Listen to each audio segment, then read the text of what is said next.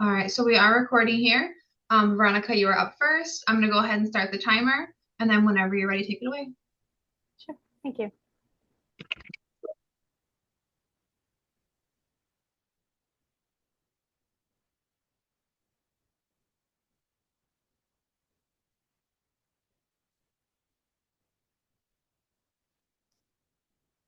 Sorry, 1 second.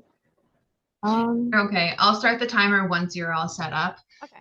So no rush. We do have fewer people in our room today, so we aren't going to take the whole time. So if you need an extra minute to get set up, that's okay. Okay, yeah.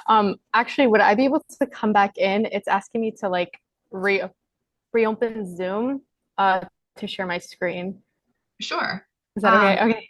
yeah, that's okay. Do you want, so Eric, you're second. Would you want to go first? And then Veronica, you can get yourself situated to go second. Sure. Would that work? Yeah, Eric, are you ready? yeah, can you hear me? Yep, I can hear you. Yeah, All right, that totally works. And I okay, can, let me just I fix have mine the kind of, spotlight here. I'll take it off Veronica. I'm going to put it on Eric. can everyone see my presentation here? Yes, you are all set. Cool. All right, I will get started then. So, hi, I'm Eric. I'm a master's student at SUNY Brockport, obviously in history.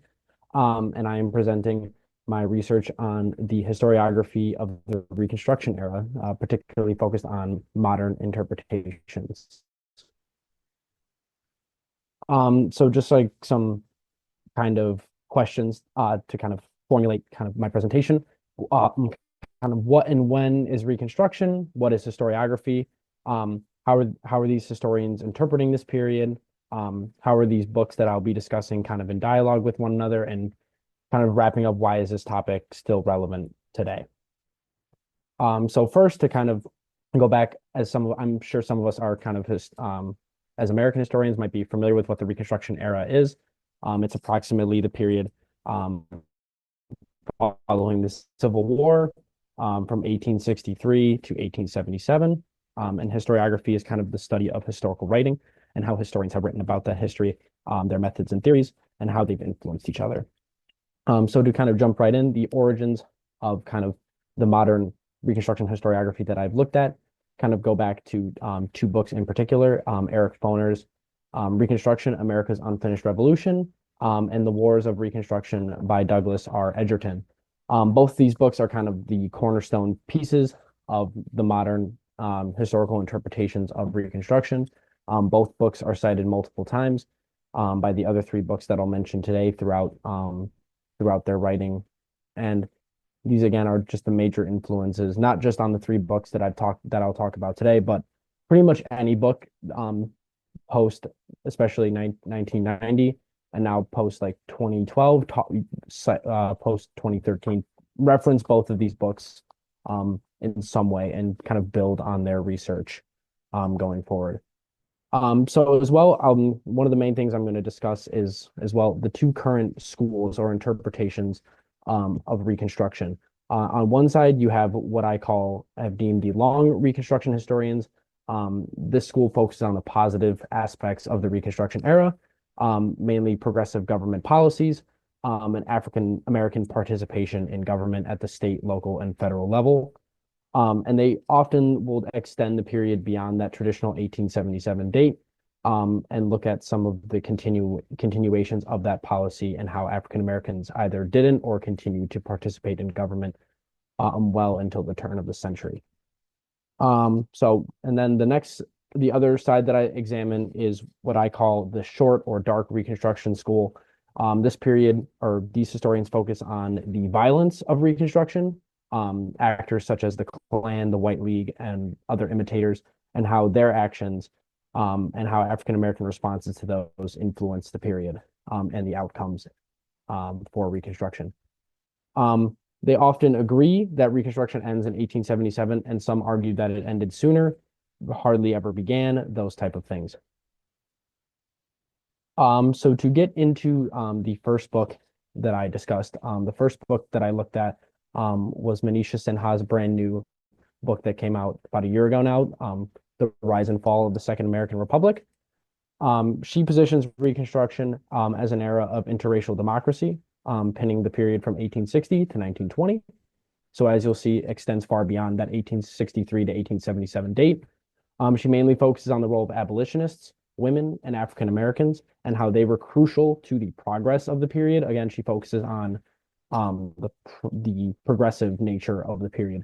Violence is a small piece of her book. It's about a chapter in her book, as this is a large kind of macro history of the period.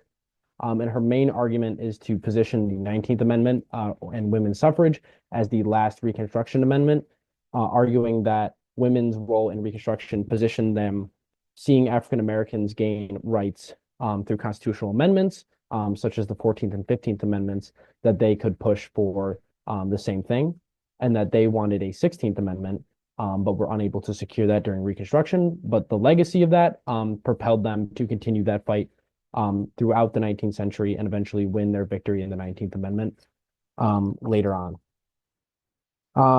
Again, yeah, her main purpose is again to show participation in government through education, grassroots political participation in the South, and particularly constitutional amendments, and as well the legacy of Reconstruction with the 19th Amendment.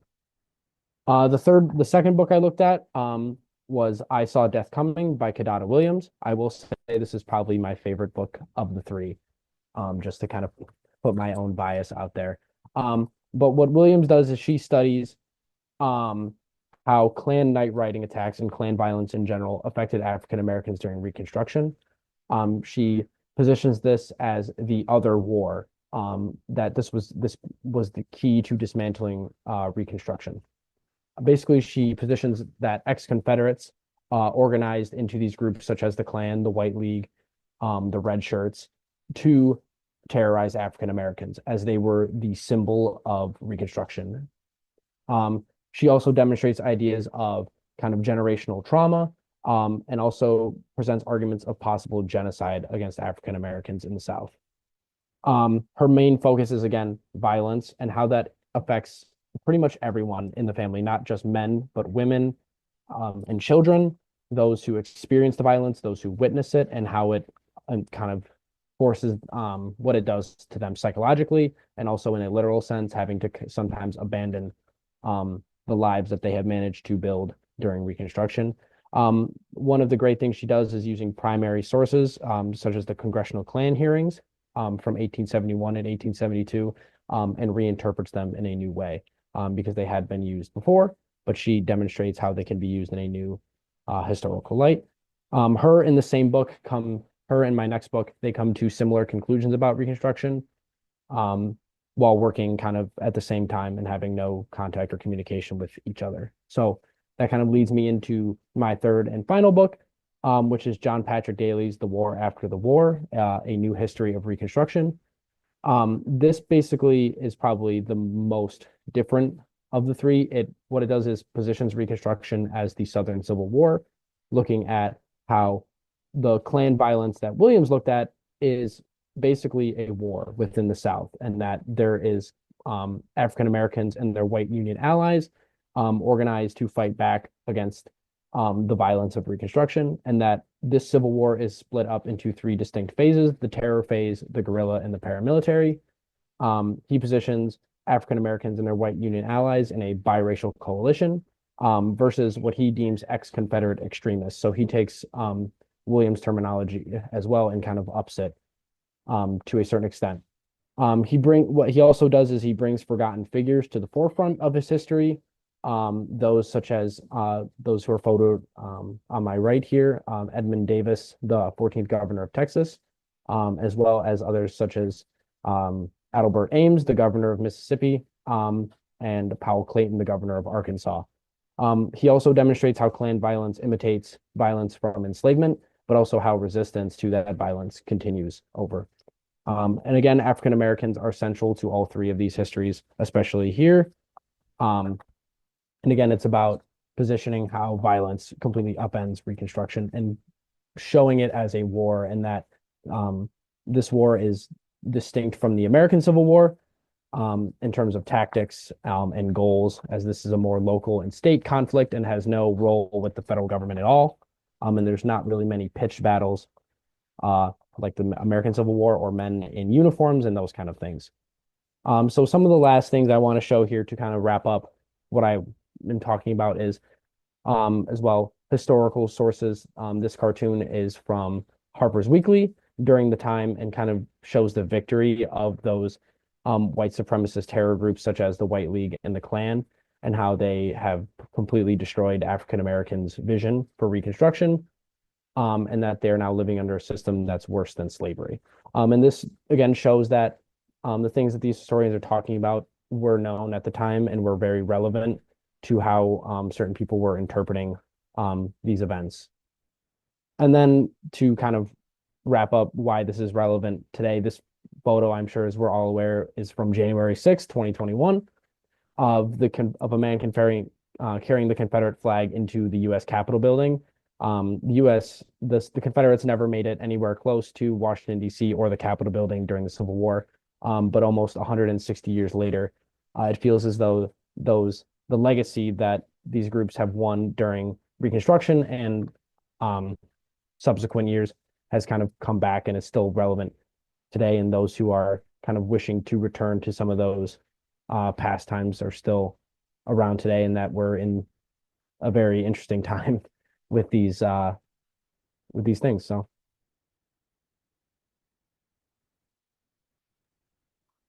Thank you so much. That was 10 minutes exactly. Are there any questions for Eric before we move on? All right. Eric, thanks so much. I'm going to unspotlight you. Let's see. Veronica, are you all set? Why don't you go ahead and try and share your screen and see if that works now? Okay, perfect. Let me pin you. I'm going to get you set up with a timer here. All right, whenever you're ready. Okay, thank you. You guys can hear me, right? Yes, you're good. Okay, thank you. Okay, so my name is Veronica. I'm a graduate student of data analytics at SUNY Plattsburgh. The research I'm presenting today is on institutional quality and foreign aid effectiveness. So I'll begin with the introduction. I'll try to zoom in so you can see it. Okay, maybe not.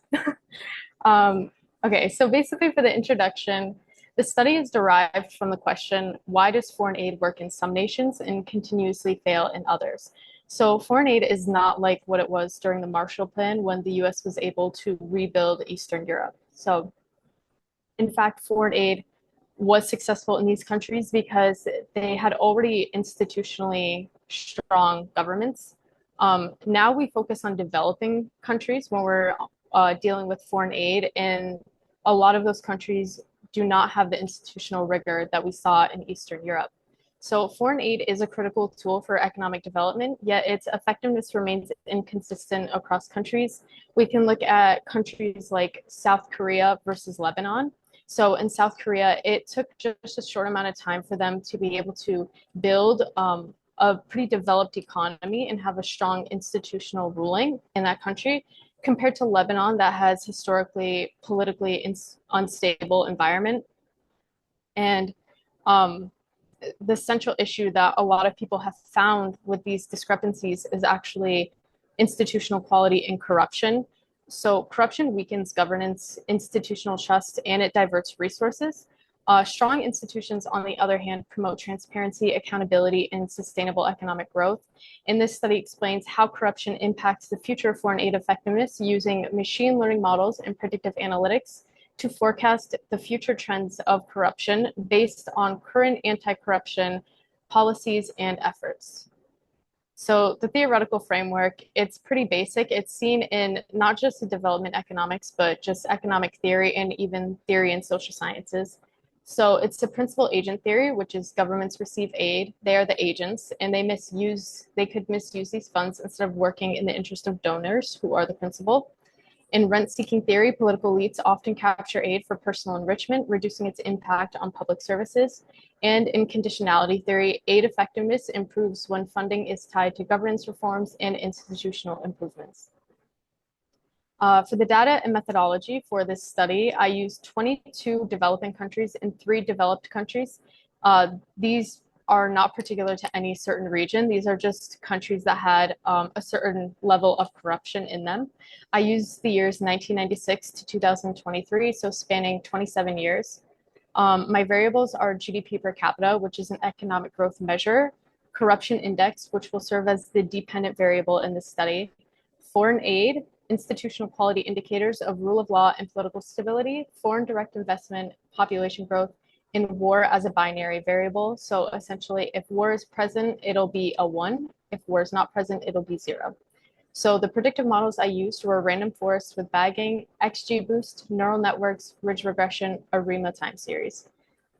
So as we can see for the key findings, well, first I'll preface, in economic theory, it's common to have a linear model. That's kind of the basics. So with Ridge and ARIMA, we're assuming that there's a linear fashion in the data set. For my data set, it ended up being nonlinear, meaning that they didn't move in the same direction. The dependent and independent variable they moved in different directions. So I ended up sticking mostly with bagging, XGBoost, K-nearest neighbors, and neural network because they are able to work pretty decently with nonlinear models. And the two best models ended up being random forest with bagging regressor and XGBoost. And these were very similar in terms of accuracy. But as we can see with random forest and bagging, corruption index increases. Now, this is actually a good thing. It means that corruption is weakening. And it shows that the most important feature is voice and accountability in GDP per capita. And that makes sense when we think about corruption in voice and accountability. If we are able to hold governments accountable for their actions, there's likely going to be less corruption. However, these two models, XGBoost and random forest with bagging, were almost completely identical in terms of accuracy, but they produce completely different results. So XGBoost actually shows that corruption is going to strengthen in the future. And this is because for future importance, it actually took a lot of importance from war. So in the future, if we see war, obviously it leaves more room, more area for corruption to persist.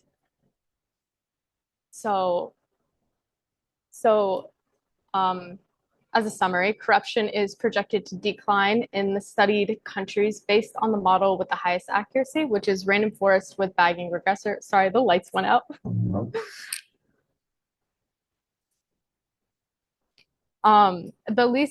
The most important factors are voice and accountability in GDP per capita, with the least impactful variables being war and aid. So what does this mean in terms of public policy?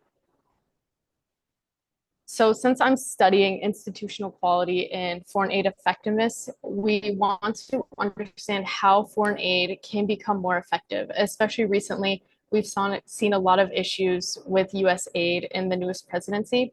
So if we want to make foreign aid as successful as we can, given that the random forest regressor showed that we were going to see a weakening of corruption in the future, we want to strengthen institutional oversight, so increase aid transparency and aid disbursement, monitor corruption in real time using AI-based tracking systems.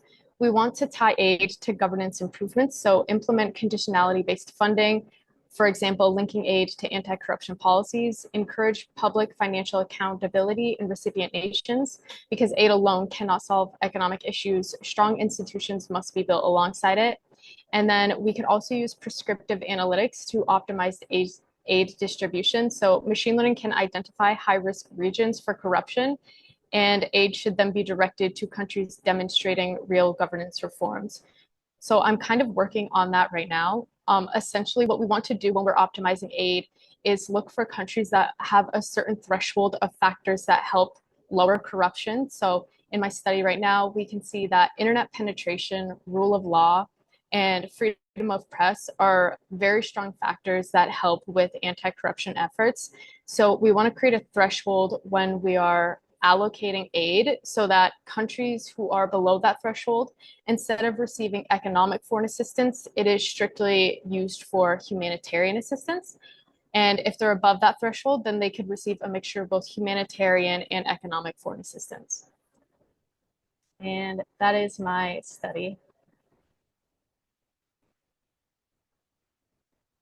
Great. Thank you so much. Are there any questions before we move on? Yeah, Eric, go ahead. I was just curious on what countries you used in your study. Like what continents were they from? Like in particular, what countries were a part of your study? Sure. So there were 22 developing, three developed. So the three developed were Austria, Belgium, and Italy. And then the rest of them, they spanned the entire world, really. We had a few from South America, including, we also had Cuba, and then we had African countries, Nigeria, Ethiopia, Egypt, and then we had Middle Eastern. We included Lebanon, Afghanistan, and then we also had Asian. So we had the Philippines and a few others. But yeah, it spanned basically the entire world.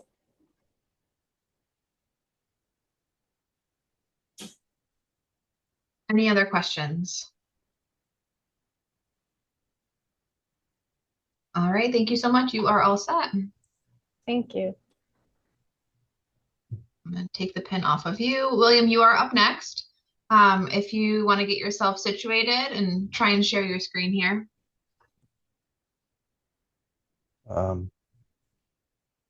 Just a minute. Someone. Are you ready to go? Yes, I am. I have my, let's see here, screen. Yeah, don't worry. Take your time. Like I said, we have some minutes here. So yeah, go ahead and get yourself set up. And then once you're ready, go ahead and I'll start your timer for you. Sure. 1 second.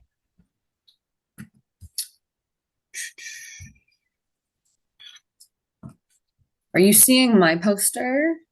Yes, I can see your poster. Awesome. Okay, I think I am ready.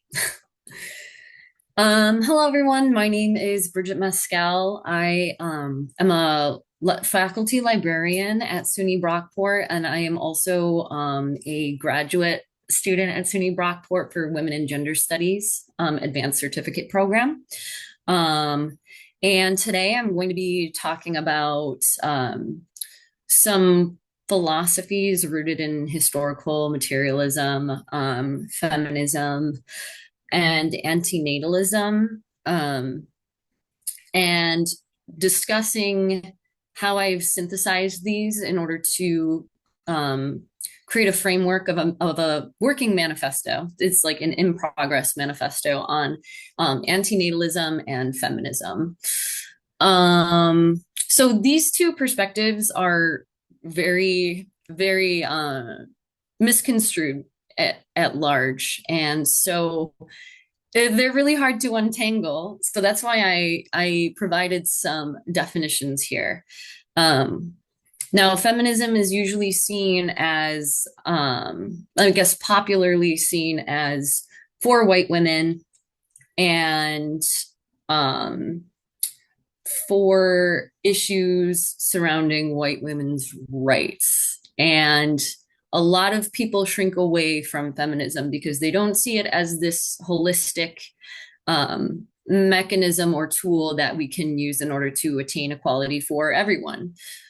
So I have Bell Hook's definition of feminism here: a movement to end sexism, sexist exploitation, and oppression from her book, Feminism is for Everybody. And I chose this definition to gear my manifesto around because I really like the inclusivity of it. Antinatalism, another highly misunderstood concept in society. It is merely the philosophical position that procreation is unethical or unjustifiable. And this is a definition from leading antinatalist scholar David Benatar from his book, Better Never to Have Been. Now, I've taken these two definitions, these two frameworks, feminism and antinatalism, in order to synthesize my own definition around antinatalism, which I call prevital advocacy, which is an ideology that resists the mandates of procreation and the fetishization of life under colonial patriarchy and capitalism.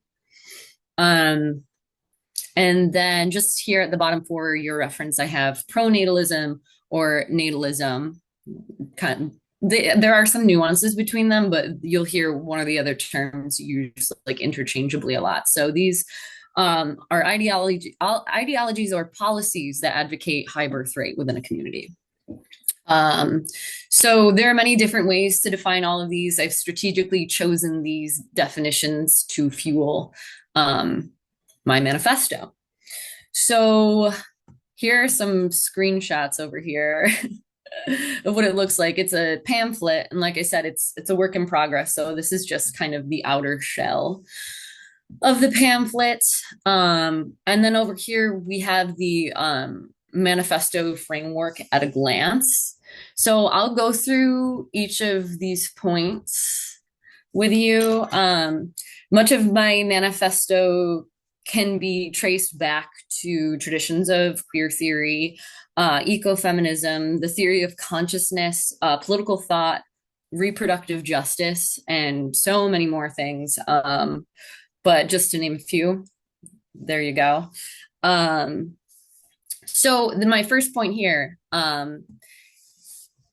it is good to be alive as patriarchal nicety, perpetuating means of capitalistic production. So it is a popular mainstream belief that being alive is a good thing, right? It's seen as a miracle. It's seen as a very unlikely thing to have happened, and we must cherish it, right? That's one reading on it.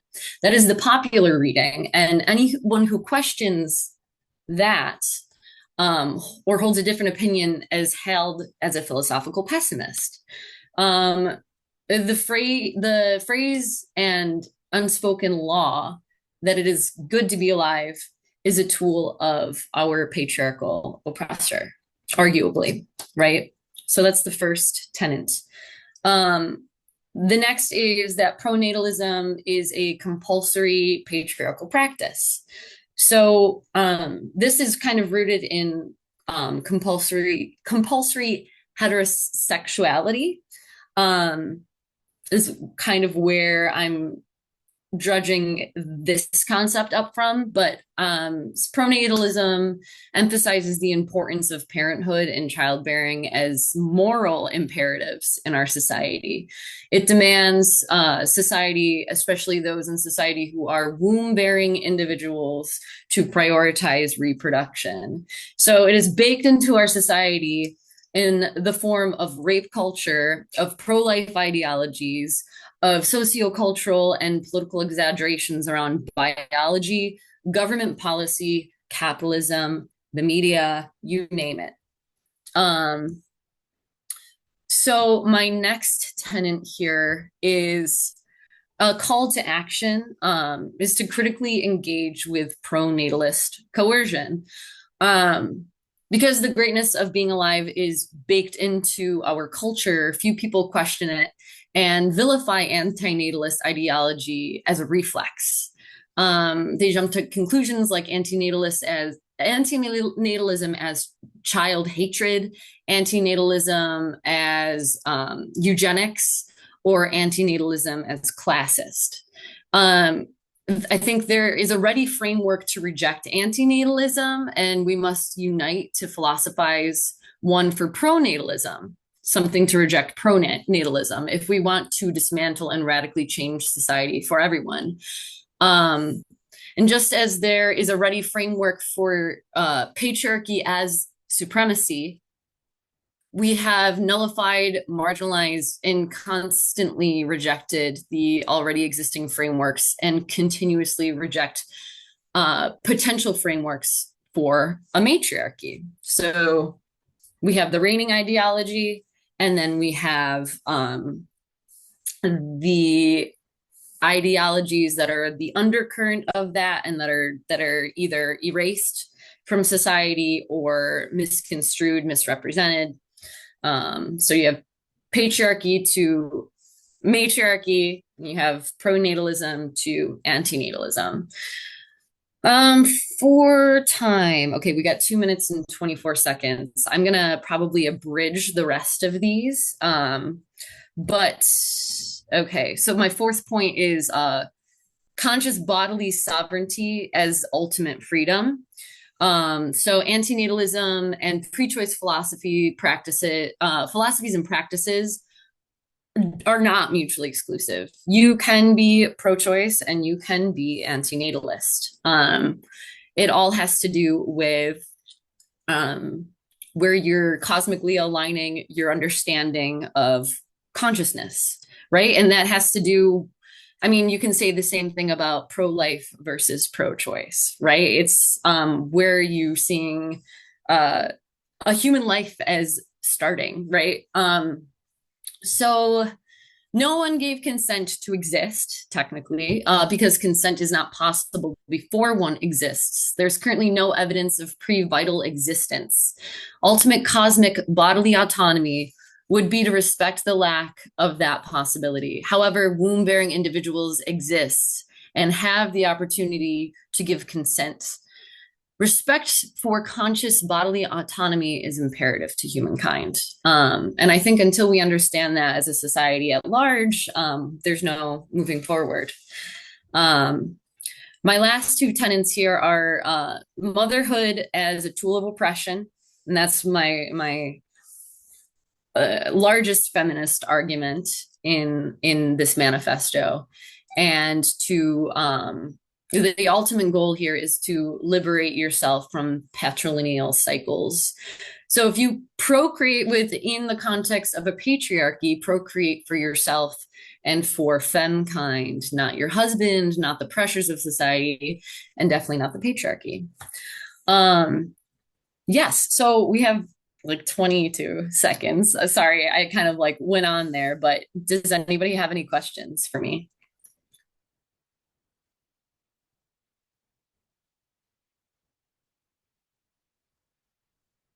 No questions?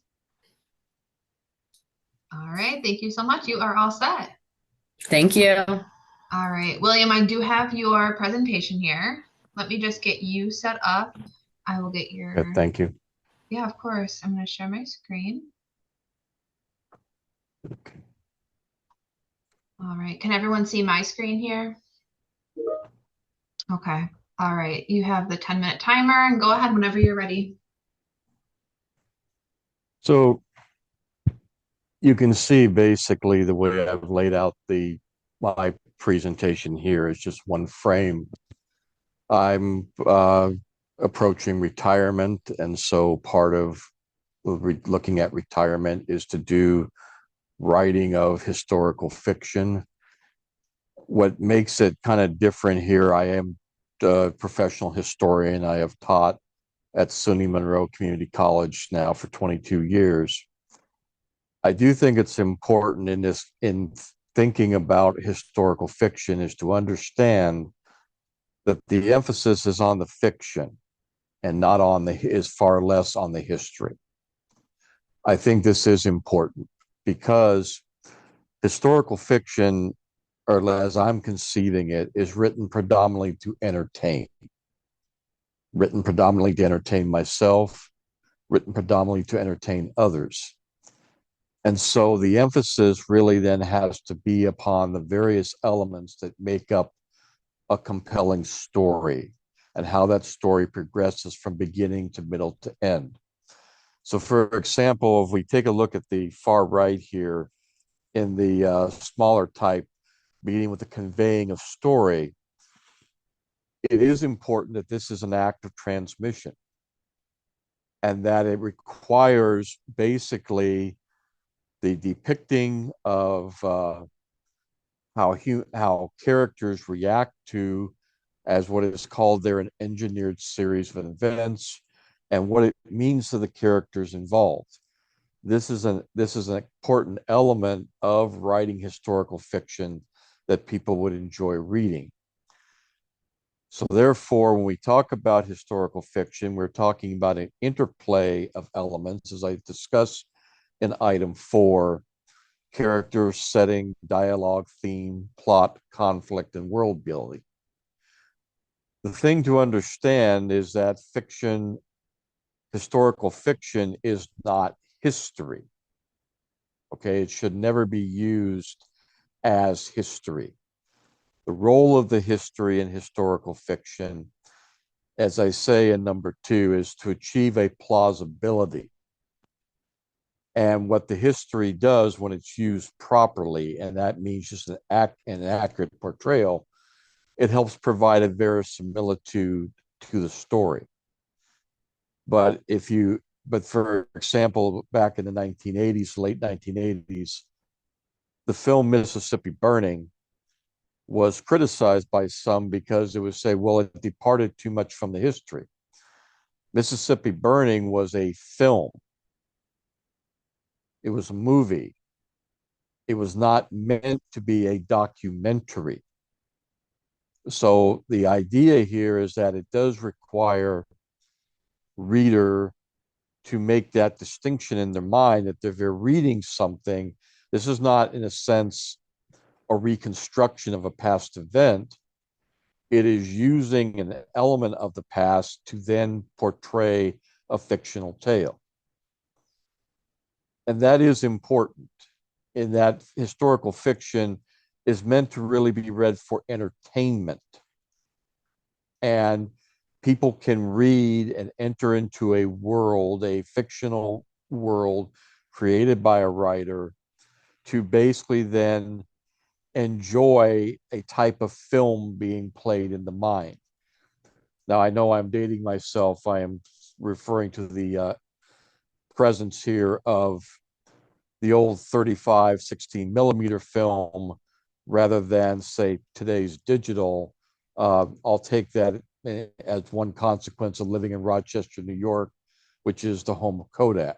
And Kodak made much of its fortune through the creation and the distribution of film stock that was used in various type of visual depictions in film, particularly movies. I do think it's important that people can be entertained. It is possible to write to entertain oneself and others, and that this can be done by making reference to, very broad reference to certain time periods. The time period that I'm interested in writing about runs from 1865 to 1968, from the end of the Civil War to the election of Richard Nixon as the then 37th president of the United States. A good deal happens in this time, particularly in the United States, in terms of historical change, and that this is of interest to me. It is, in a sense, one way of continuing my interest in history by indirectly, obliquely examining this period of time through the crafting, through the creation of fictional stories. So basically, in a sense, important to summarize here, one reason why I have the relationship of fiction as primary and history as secondary, it involves the relationship in part between, in fiction, what is called mimesis, or the depiction of life in fiction, and historicity, the idea that people, elements, institutions have a historical past and they can be understood through changes over time. That relationship between mimesis and historicity really then makes it more important that the fiction in historical fiction is seen as primary, and that the history takes more of a secondary role. And so, as I state to people, historical fiction is not history and really should not be considered as such. Because as an academic discipline, history requires the ability to achieve a probability regarding facts, ideas, and concepts of phenomena that occurred in times and places previous to the present. Done properly, that presentation of history allows people a type of knowledge to help them navigate the world around them. Historical fiction, again, is written primarily for entertainment. And that, therefore, then historical fiction really needs to reach the state of plausibility so that then people can enjoy that fictional dream state of mind as they are reading a fictional work. And that's what I have. So thank you very much.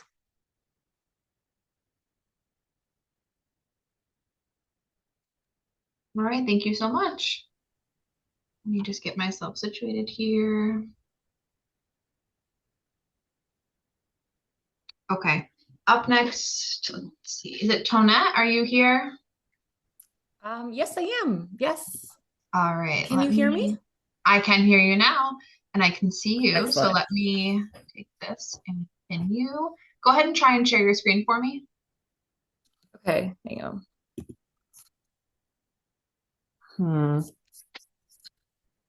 I'm hoping I'm doing this right. We've had a couple people with issues today, so I want to just make sure that you're able to share. Okay. It's asking, I'm going to give it permission because I did not, oh.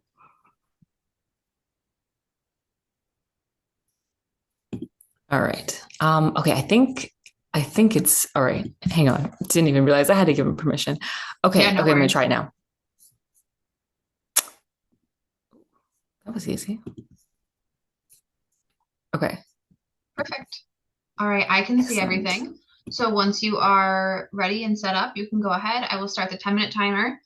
You'll have 10 minutes. That includes time for questions. If we run out of time, we can go back. We have one more presenter today, but there should be some time at the end. We can always go back for questions. Okay, perfect. All right. So I think I'm all set. So I will get to it then. So as you can see here with this poster presentation, it is focusing on the benefits of historic preservation, i.e. blueprints for the future. So just getting into that. When people hear the term historic preservation, they might imagine some kind of historic house like Mount Vernon or an outdoor museum like Old Sturbridge Village, places that bring the past to life through old buildings, if you will. And while those examples may fit the notion of history preserved, actual historic preservation is actually so much more than that. In fact, you likely come across examples of historic preservation every day and may even have benefited from it without even knowing. So historic preservation can be incredibly valuable, more so than people may realize, by providing communities with a number of benefits, including economic support, environmental initiatives, and the promotion of cultural heritage, as the poster kind of outlines here, as you can see. So this semester, I was a member of a research project with the Cooperstown Graduate Program, and we analyzed how historic preservation can improve the life and culture of a community, as well as the possible drawbacks therein. Now, to do so, we selected the Richfield Springs Bank Loft, which is a real-life example of how a historically preserved building has benefited its community through its revitalization. So Richfield Springs Bank Loft is a 3.5-story building on 118 Main Street in the village of Richfield Springs that offers long-term rental apartments. So it's located just about like 45 minutes from Oneonta in that area. And notably, it is in fact the location of what was originally the first National Bank of Richfield Springs. So the building was built in 1884 and functioned as the village bank for much of its life. It even had a quintessential 12-ton burglar-proof steel vault that was installed in 1914 that would, quote, guarantee absolute security. So kind of that thing that people imagine like comic books, like with a burglar coming in, like a vault like that. However, the bank eventually moved locations in 1965 and shifted down the street just because of like the burgeoning automobile industry. They had more parking and whatnot. So after that, the structure was left unused aside from the first floor, which served as a pizza parlor for a time. Now, it wasn't until 2023 that the Richfield Springs-based LLC, Do-A-Lot, developed plans to sustainably revitalize this historic building. As the Richfield Springs Bank Lofts, now it has kind of been essentially converted into apartments and acts as housing for its local community while remaining a repository of the community's cultural history. And so as evidenced by this project, historic preservation can benefit its community in a multitude of ways, which I will now outline here.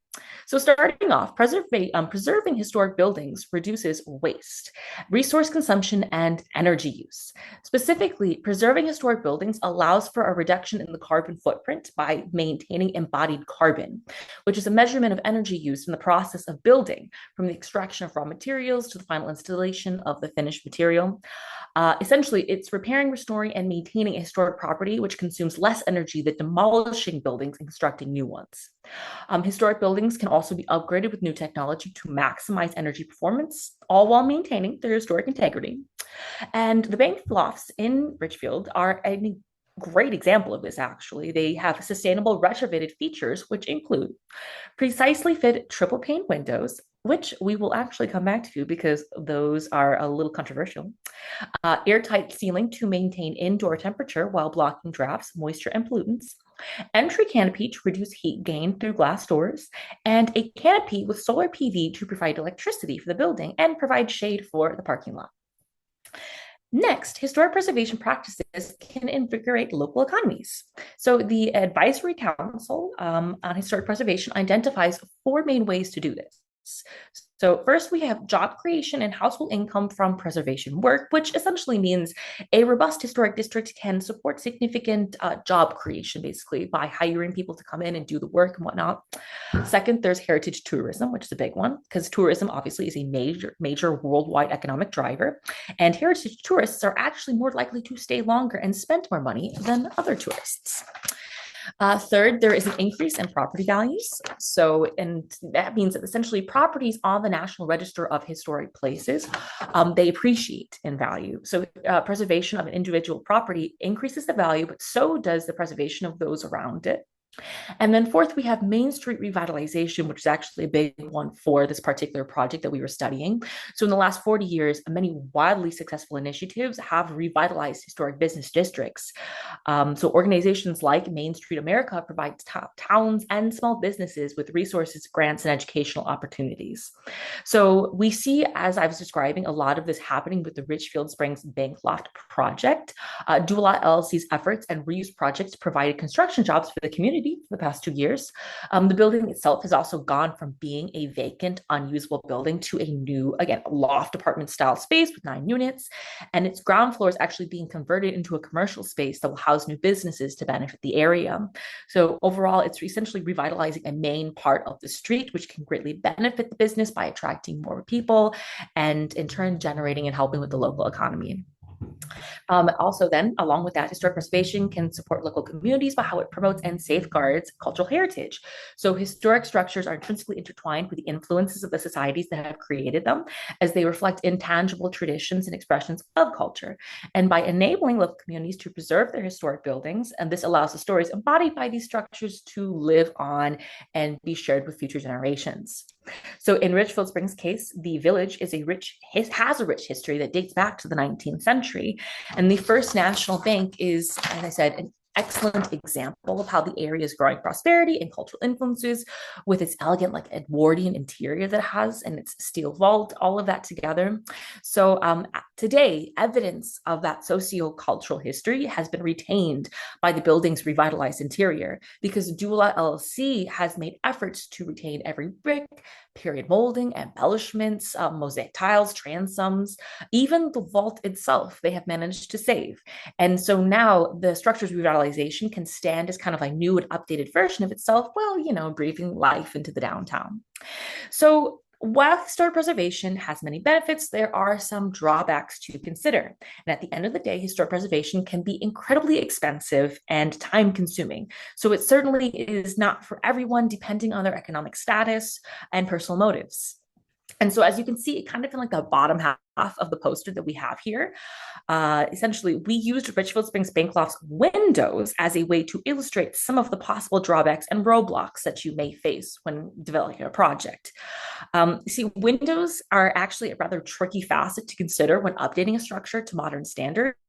So on the one hand, if you keep the windows, it retains the historic character. It can decrease the carbon footprint. It keeps them out of the landfill. It, as I said before, provides jobs for local craftspeople, and they can actually be more easily repaired if damage occurs or paint gets broken. You could even get historic tax preservation credits. However, By replacing the windows, you can prevent heat loss by providing greater insulation for the house. You can reduce heat gain in the summer from solar radiation, lower operational energy costs, create tighter seal, preventing drafts. If they're also easier to operate and clean, lower costs. But really, at the end of the day, it kind of comes down to what are your priorities. So all those things I just listed, do you want to reduce energy costs and increase comfort? Or do you want to retain the historic character and embodied energy? So really, what fits your budget and lifestyle? At the end of the day, it comes down to priorities, and different people have come to different conclusions. So it's up to you. Richfield Springs Bank Lofts, they ultimately actually had to make the decision to replace their historic windows. So they were supposed to maintain a passive household standard, and they did, well, they did try to keep the building's integrity. They ultimately went with the choice that best fit long rental term conditions and reduce the building's energy output. So, of course, in their case, that's what best fit for them. Now, lastly, the field of historic preservation also struggles with diversity and telling a greater variety of stories, because today only 8% of listed properties on the National Register of Historic Places are associated with women and minority communities. But this can and really should change.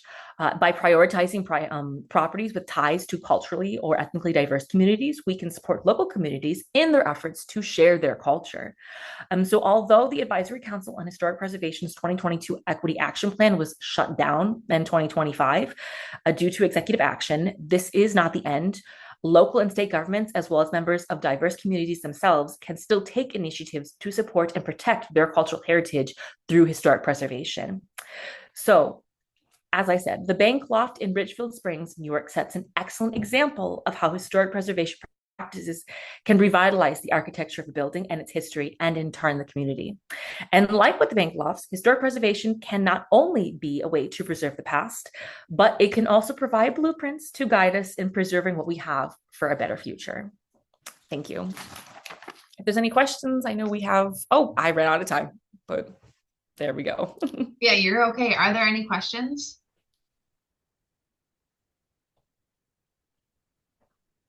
All right, Eric, go ahead. I was just curious if you got a chance to visit the site that you discussed. Were you able to go and see it in person, or how did you kind of do your research, I guess? Yeah. So unfortunately, I wasn't able to go to the site itself, but we did meet with some of the people. We met with Do a Lot LLC. We were able to meet with local craftspeople in the area, especially in terms of like the window situation. We actually were able to speak with someone who was an expert essentially on restoring historic windows.